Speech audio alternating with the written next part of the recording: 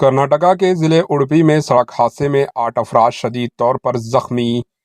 रियासत कर्नाटका के जिले उडुपी में श्री चंडिका दुर्गा परमेश्वरी मंदिर में दाखिल होने के लिए NH-66 पर रिवर्स हो रही इनोवा गाड़ी को एक तेज रफ्तार ट्रक ने टक्कर मार दी, जिसके नतीजे में वो उलट गई।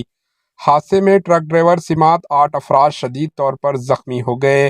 केरला के 7 अफराद एक इनोवा कार में मंदिर जा रहे थे जब यह हादसा रिवर्स लेते वक्त पेश आया। Bureau report, AHN news.